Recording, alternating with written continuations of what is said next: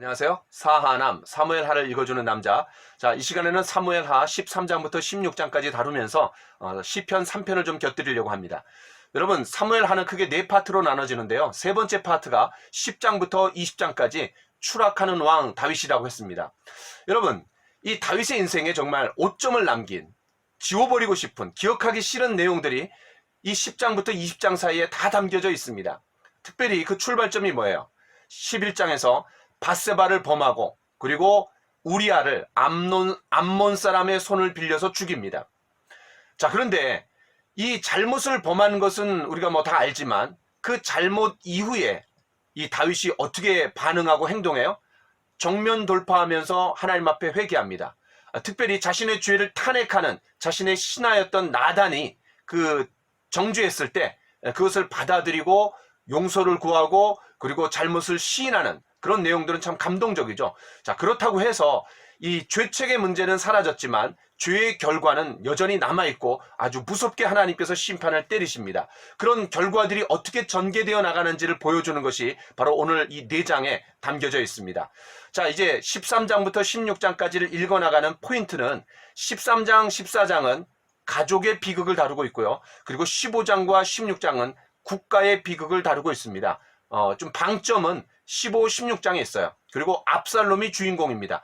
그러니까 13장과 14장에서 압살롬이 나오는 어떤 배경을 깔고 있고요. 그리고 이 압살롬이 암논의 문제를 잘 해결하지 못하는 머뭇머뭇거리는 그런 다윗 왕과 그리고 자신의 동생 다말을 겁탈한 그 암논을 향해 어떤 분노가 정조준되고 있는 것들을 우리가 염두에 두면서 보면 좋을 것 같습니다.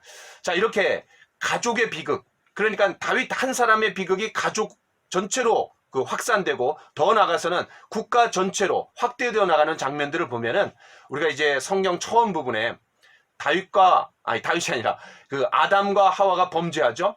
그런데 그 두 사람의 범죄가 당대로 끝나지 않고 가인과 아벨, 형제 살인으로 연결되고 그리고 가인의 후손이었던 라멕이 초과 보복을 하게 됩니다.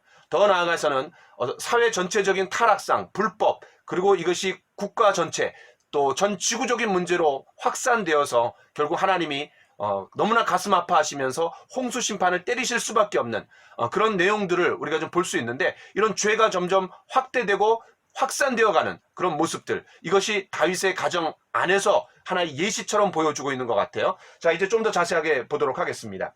여러분, 13장 1절 이렇게 시작하죠. 그 후에 이 일이 있으니라. 그러니까 11장과 12장에 바로 이어서 일어난 사건이라는 거예요. 그러니까 어떤 불길한 조짐을 암시하는 거고, 그리고 어떤 심판의 결과가 구체적으로 어떻게 전개되어 나가는지 보라는 거죠. 자, 여기 보면은 이제 암논, 이 첫째 아들입니다. 여러분, 이제 3장에 보면, 사무엘하 3장에 보면 첫째 아들이 암논이고 둘째 아들이 길라압이고 그 다음에 셋째 아들이 압살롬입니다. 그런데 다 배다른 아들들이에요. 그런데 이 암논이 그 압살롬의 누이였던 다말을 겁탈합니다. 그런데 여기서 상사병에 걸려갖고 사랑했다고 하지만 사실은 사랑이 아니라 어떤 자신의 짐승 같은 욕정을 해소하기 위한 하나의 도구였어요. 그러니까 사랑으로 가장된 탐욕이었던 거죠. 자, 그래서 이제 이 암논이 이 다말을 겁탈하고 나중에는 겁탈한 이후에 오히려 사랑했을 때보다 더 마음이 심히 미워했다 그랬어요. 그러면서 다말이 뭐라 그래요? 이 큰 악은 아까 내게 행한 그 악보다 더하도다. 그러면서 이런저런 대화가 오가는데 이제 암논이 하인을 통해 갖고 다말을 끌어내고 어떤 문빗장을 질러버리는 거죠. 자, 이 암논이 다말을 건드린 사건은 어떤 자신의 욕구를 충족시키기 위한 것도 있지만 좀 더 깊이 생각해 보면은 자신의 왕위 경쟁자가 누구예요? 압살롬입니다. 왜냐하면 이 길르압 둘째가 어떻게 되었는지는 성경에 얘기하지 않아요. 어떤 견제하기 위한, 분노를 일으키기 위한 하나의 도구처럼 쓰이고 있는 것 같아요. 자, 그 다음에 이 다말이 채색 옷을 입었다 그랬는데, 여러분, 성경에서 채색 옷을 입은 사람은 두 사람입니다. 요셉과 다말이죠. 자, 그런데 둘 다 옷을 찢었어요. 자, 20절에 보니까 지금은 잠잠히 있고 이것으로 말미암아 근심하지 말라. 그러니까 압살롬이 이 모든 상황들을 알았어요. 여기서 지금은 이라는 단어가 시사하는 바가 좀 크죠. 왜냐하면 어떤 적당한 시기가 되면 모종의 조치를 취하겠다라는 암시가 깔려 있는 거죠.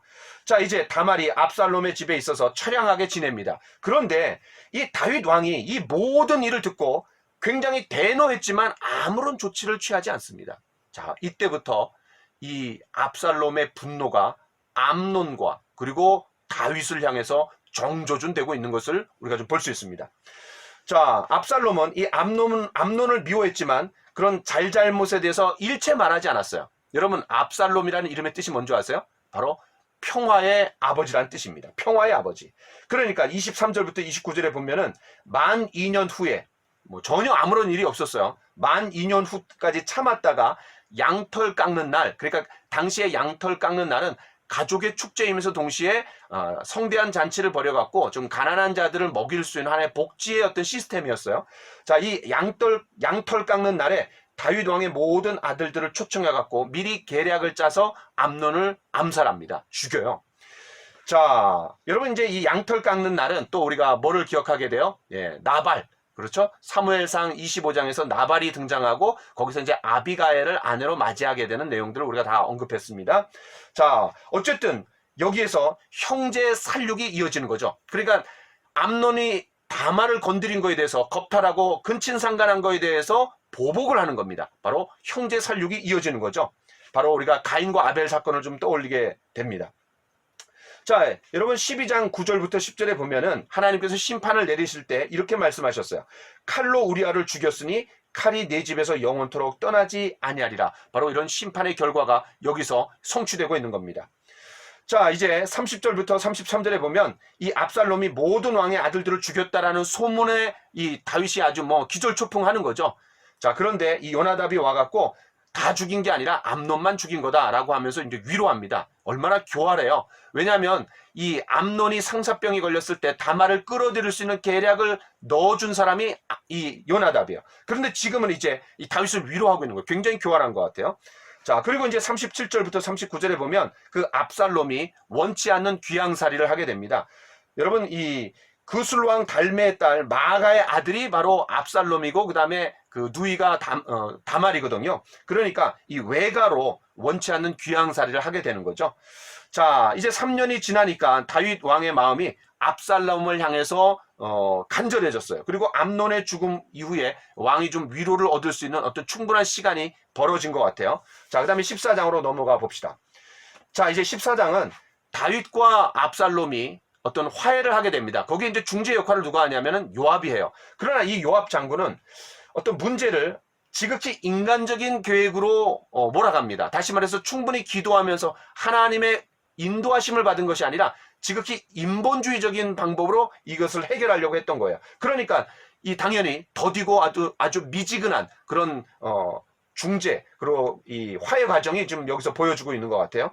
실제로 다윗도 그런 나중에 이제 압살롬을 불러들여요. 그러나 어떤 조치를 구체적으로 하지 않습니다. 아련할 수 있는 기회를 주지 않아요. 자, 좀 더 자세하게 보죠.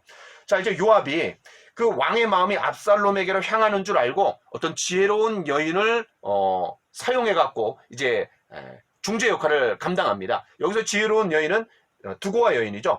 아마 청와대 국민청원과 같은 그런 것처럼 어떤 왕에게 억울한 일을 이야기할 수 있는 제도가 있었던 것 같아요. 그래서 이제 거기에 두고와 여인을 보내면서 할 말을 다 넣어주는 거죠.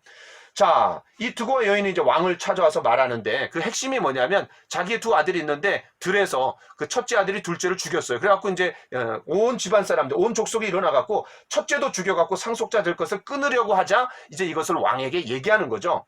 자, 그런데 그 이야기를 하면서 사실 더 중요한 할 말이 있었던 거예요. 자, 그러면서 이 여인이 뭐라 그럽니까? 14절에 내쫓긴 자가 하나님께 버린 자가 되지 않게 하소서. 그러니까 무슨 말이에요? 그 이스라엘의 평민의 형제 살육 사건에도 개입하는 왕이 어떻게 그 왕가에서 일어난 아들의 살육 사건, 그러니까 압살롬의 문제를 지금까지 계속 방치하고 있느냐는 거죠. 그리고 그것을 상기시키는 겁니다. 자, 이쯤 되니까 다윗이 상황을 딱 파악하고 연기임을 직감해요. 그리고 배후의 조종 세력이 요압이냐라고 이제 추궁하는 거죠. 그러니까 뭐라 그래요? 예, 다 그걸 인정하는 거죠. 그러면서 20절에 내주 왕의 지혜는 하나님의 사자의 지혜와 같습니다라고 하면서 한껏 이 다윗을 추켜 세워줍니다. 자, 그러니까 왕이 당장 요압에게 뭐라 그래요? 청년 압살롬을 데려와라 이렇게 얘기해요. 그런데 데려왔음에도 불구하고 화해가 이루어지지 않습니다. 아련할 수 있는 기회를 주지 않는 거예요. 자, 그러면서 이제 압살롬의 외모를 이야기합니다. 뭐라고 얘기하냐면 아름다움으로 크게 칭찬을 받았고 발바닥부터 정수리까지 흠이 없었대요. 특별히 머리털이 무거워서 연말마다 깎았는데 200세겔이나 되었다라고 얘기합니다. 나중에 이제 이 머리털이 문제가 돼갖고 압살롬이 죽임을 당하죠. 여러분, 이 왕들이 등장할 때 꼭 용모를 얘기하는 것 같아요. 여러분, 그 사울에게도 다른 사람보다 어깨 하나보다 더 키가 컸다고 얘기했고 준수했다 그랬고, 그 다음에 이 다윗은 용모가 붉었고 아주 아름다웠다 그랬어요. 그 다음에 이제 압살롬도 용모를 얘기합니다. 어떤 자신을 높이고 영예롭게 만들었던 이 머리털과 외모가 어떤 이 압살롬의 몰락의 계기가 되었던 거죠. 자, 그런데 이제 여기 또 하나 아주 흥미로운 사실은 그 압살롬의 딸이 있는데 딸의 이름이 뭐예요? 다말이요. 그러니까 자신의 누이에 대한 특별한 애정이 여기 담겨져 있는 것 같아요. 그러니까 압살롬의 누이를 연상시키는 그 이름이죠. 얼마나 끔찍히 여겼으면 이렇게 했겠어요? 자, 28절부터 33절에 보면 2년간 이 압살롬이 왕을 아련하지 못했습니다. 그러니까 뭐라 그래요? 아니 차라리 내가 굿을 거기에 있는 게 더 나았을 뻔했는데 왜 나를 불러들였고 이렇게 고통스럽게 만드냐라고 이제 따지는 거죠. 그러면서 이 압살롬이 요압의 밭에다가 불을 질러요. 그래갖고 요압이 오게 만들어갖고 중재하게 한 그런 요압이 끝까지 책임지라는 거죠. 자, 그래서 드디어 공식적인 화해가 이루어집니다. 요압을 통해 갖고 압살롬이 왕을 아련하게 됩니다. 그러나 어떤 의례적인 그런 모습이었지 그런 진정한 화해가 이루어지고 있는 것은 아니. 이쯤 되면 압살롬이 똑딱거리면서 움직이는 시한폭탄과 같은 존재인 것 같아요. 자, 이제 15장, 16장을 자세히 살펴보도록 하겠습니다. 자, 이제 15장에서는 압살롬의 반역이 나오고 그에 따른 다윗의 조치가 나옵니다. 자, 압살롬의 반역. 첫 번째는 이스라엘의 민심을 도적질합니다. 압살롬을 사랑하는 사람들의 모임, 팬클럽을 조성하는 거죠. 자, 그러면서 민심을 도적질을 할 뿐만 아니라 왕관까지도 빼앗게 되죠. 두 번째는 헤브론을 거사의 거점으로 삼습니다. 무슨 말이에요? 도읍이 헤브론에서 예루살렘으로 옮겨지는 과정에서 불만 세력이 있었을 텐데 그들을 자극시키는 거죠. 세 번째는 다윗의 모사였던 아히도벨을 영모에 가담시킵니다. 이게 이제 신의 한 수가 되는데 왜냐하면 민심이 확 기울어져요. 여러분, 아히도벨이 누구예요? 바로 밧세바가 아히도벨의 손녀딸이었습니다. 그러니까 다윗에게서 마음이 떠나갔고 이 영모에 가담하게 되는 거죠. 자, 그 다음에 이제 다윗이 어떻게 조치하는지를 보겠습니다. 세 가지인데요. 후궁 10명을 왕궁을 지키라고 돌려보냅니다. 이거 완전 넌센스예요. 후궁 10명이 어떻게 그 쿠데타를 진압시키고 그 왕궁을 지킬 수가 있어요. 자, 나중에 오히려 아히도벨의 그런 책략의 하나의 빌미가 되는 거죠. 자, 그 다음에 사독과 아비아다를 이제 1급 첩보원으로 이 제사장들을 압살롬에게 예루살렘으로 보내게 됩니다. 그 다음에 이제 마지막 세 번째가 뭐냐면 다윗의 친구였던 후세를 스파이로, 비밀 병기로 아히도벨의 강력한 대항마로 이제 투입시키는 거죠. 그래서 그 고급 정보를 빼내갖고 이 제사장들을 통해갖고 접선을 시키는 거죠. 자, 이런 내용들이 15장의 가장 핵심이고요. 자, 또 하나 이제 우리가 살펴볼 수 있는 것은 이 7절에 보니까 그 4년 만에 압살롬이 왕을 아련해서 서운한 것을 갚도록 헤브론으로 보내달라고 하는 거죠. 이제 헤브론을 중심으로 거사를 일으키려고 하는 거예요. 여기 어떤 종교를 정치에 이용하는 어떤 속임수가 여기 담겨져 있습니다. 다윗이 이제 좀 둔감해진 것 같아요. 그걸 허락하는 거죠. 전에 양털 깎는 날 그 왕도 오라고 그러고 이제 왕의 그런 아들들을 보내달라고 했을 때 큰 일들이 일어났었는데 그것에 대해서 좀 잊어버리고 좀 둔탁해진 것 같아요. 불길한 조짐이 여기에 담겨져 있는 거죠. 자, 그 다음에 19절부터 23절에 보면 이때라는 사람이 나옵니다. 가드 사람이었죠. 그러니까 다윗이 블레셋으로 망명했을 때 얻었던 어떤 정치적인 동지였던 것 같아요. 근데 돌아가라는 거죠. 난 쫓겨난 나그네다. 돌아가서 압살롬에게 붙어라. 이렇게 얘기했을 때 이때가 굉장히 감동적인 얘기를 합니다. 자, 뭐라고 얘기하냐면 하나님의 살아계심을 두고 맹세하노니 내 주 왕께서 어느 곳에 계시든지 사나 죽으나 종도 그곳에 있겠나이다. 룻을 연상시키고 있는 거죠. 자, 그 다음에 30절부터 37절에 보면 다윗이 감난산길로 올라갈 때 머리를 가리고 맨발로 울며 갔다 그랬어요. 자, 얼마나 처량한 피난길입니까? 그런데 기드론 시냇가를 건너서 이제 감람산으로 올라가는데 이게 이제 예수님하고 비슷해요. 여러분 그 요한복음 18장 1절에 보면은 예수님이 기드론 시내를 건너고 그 다음에 감람산으로 올라가요. 그리고 가룟 유다에게 배신을 당하죠. 그러니까 다윗과 어떤 예수님이 오버랩 되는 것 같아요. 자, 그 다음에 이제 다윗의 친구 후세가 다윗을 맞이했을 때 이제 위장 투항해갖고 그 다음에 스파이로 들어가서 고급 정보를 빼내오는 어떤 대항마로 들어가라라고 이제 그렇게 얘기합니다. 자, 아히도벨과 굉장히 대조가 되죠. 후세는 끝까지 신의를 지켰고 아히도벨은 굉장히 기회주의자적인 그런 모습을 우리가 볼 수 있습니다. 자, 16장. 이 16장에서는 그런 이때와 후세같이 주변에 충성된 사람만 있었던 게 아니었던 것 같아요. 피난길을 가면서 누가 등장해요? 아주 간악했던 이 시바가 그 무비보셋을 모함하게 되고 거짓말하는 거죠. 두 번째는 시므이가 저주하면서 피를 많이 흘렸기 때문에 하나님께서 왕권을 다시 사울 쪽으로 돌리는 거다. 뭐 이런 쪽으로 비난하게 되는 내용들을 우리가 좀 보게 됩니다. 1절부터 4절까지 좀 더 자세히 보도록 하겠습니다. 자, 여기에 누가 등장해요? 시바가 나옵니다. 시바 누구예요? 무비보셋의 종으로 붙여준 사람이죠. 자, 그런데 이 시바가 도피하고 있던 다윗과 왕실에게 음식을 대접하면서 어떤 배려를, 따뜻한 배려를 베푼 건 너무나 좋았어요. 그런데 이제 거짓말을 하는 거죠. 뭐라 그래요? 이 무비보셋을 모함하는 거예요. 이 압살롬의 사건을 통해서 무비보셋이 뭐라고 얘기했냐면 이스라엘 족속이 드디어 내 아버지의 나라를 내게 돌린다 이렇게 얘기했다라는 거예요. 완전 거짓말이죠. 그러면서 이 다윗이 굉장히 슬퍼했어요. 그러면서 무비보셋에게 있는 것이 다 네 거다라고 시바에게 모든 재산을 줍니다. 오해예요. 자, 그 다음에 이제 5절부터 8절에 보면 이 사울의 친족인 시므이가 돌을 던지면서 따라다니면서 저주를 퍼붓습니다. 뭐라고 저주를 퍼붓는 거예요? 하나님의 응징이라는 거죠. 그러니까 이 다윗은 피 흘려서 왕권을 탈취한 적이 없어요. 근데 그렇게 오해하는 거예요.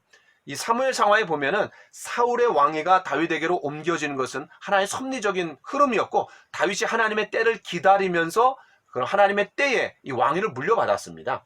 자, 그 다음에 9절부터 14절에 보면 이제 아비새가 그런 내용을 듣고 그냥 분노하는 거죠. 당장 때려가서 죽이겠다라는 거예요. 그때 다윗이 뭐라 그래요? 내버려둬라, 관둬라. 하나님께서 저를 통하여 나를 저주하시는 거다라고 받아들이는 거죠. 그러니까 이런 분노와 적개심을 누구로 틀을 수 있는 방법이 뭐예요? 바로 하나님의 절대적인 섭리 아래에서 일어나는 것으로 보고 사람을 저주하지 않는 거죠. 사람을 비판하지 않는 거예요. 자, 그 다음에 15절부터 19절에 보면 이제 드디어 압살롬과 후세가 만납니다. 이 압살롬이 오해하죠. 처음에는 아니 너 다윗의 그런 친구 아니냐? 그런데 어떻게 나한테 왔냐? 그랬더니 뭐라 그래요? 아버지에게 헌신했듯이 내가 당신에게도 내가 충성하겠다고 위장 투항을 하는 거죠. 그래서 이제 받아들여져요. 자, 그러나 어쨌든 이 압살롬의 1급 책사는 여전히 바로 아히도벨입니다. 다만 어떤 스파이로 대항마로 다윗이 투입시킨 거죠. 자, 이제 이 압살롬이 아히도벨에게 계략을 요청하죠. 그때 아히도벨이 뭐라고 얘기해줘요? 아버지가 남겨둔 후궁들과 동침하소서. 그러니까 왕위 차지의 선전도구로 활용하라는 거예요. 여러분 이제 그 당시에 고대 근동에서 공식적인 왕위 계승자가 그런 선왕의 후궁들을 차지하는 그런 동침하는 그런 관례가 있었대요. 자, 사무엘하 12장 11절에 이런 말씀이 있습니다. 내가 내 눈앞에서 네 아내를 빼앗아 내 이웃들에게 주리니 100주에 동침하리라. 그러니까 압살롬이 아버지의 후궁들, 아내들을 동침하는 것이 바로 이 예언의 성취인 거죠. 심판의 성취입니다. 자, 압살롬의 어떤 패륜 행위라고 할 수 있죠. 자, 그 다음에 이제 마지막 23절에 보니까 그때의 아히도벨이 베푸는 계략은 사람이 하나님께 물어서 받은 말씀과 같이 여겼더라. 그러니까 사람들이 어떤 영적 권위를 부여해 줄 정도로 굉장히 신뢰가 깊었다라는 거예요. 자, 이제 우리가 13장부터 16장까지 보면서 가족의 비극이 국가의 비극으로 전개되어지는 어떤 죄가 확대 재생된다는 것들을 우리가 보면서 하나님의 심판이 이루어지는 것을 보았습니다. 자, 이제 17장부터 새로운 내용들을 살펴보겠습니다. 감사합니다.